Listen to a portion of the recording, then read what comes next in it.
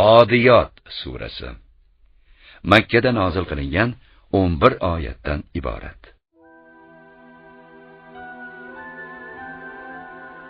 Odiyot chopuvchi otlar. Surada janglarda matonat ko'rsatadigan chopqir otlar nomiga qasamyod etish bilan Alloh taolo ba'zi noshukur insonlarning Allohga itoatsiz va dunyoparast ekanini ta'kidlaydi.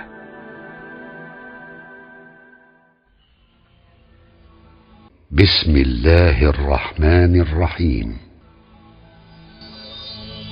Mehribon va rahimli Alloh nomi bilan.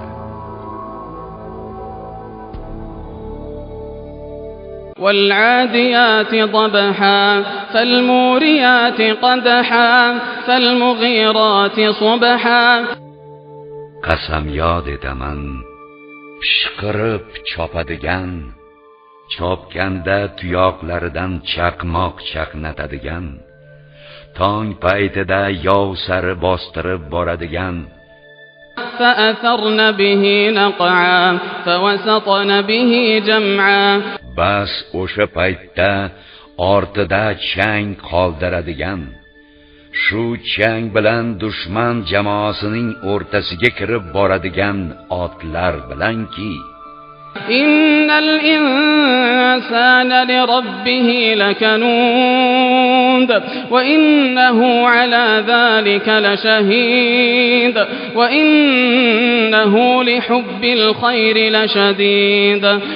Haqiqatan kofir bo'lgan inson Parvardigori ato etgan ne'matlarga noshukurdir.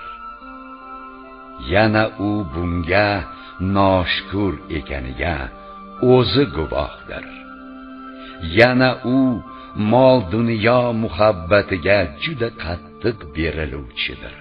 أفلا يعلم إذا بعثر ما في القبور وحصل ما في الصدور إن ربهم بهم يومئذ لخبير.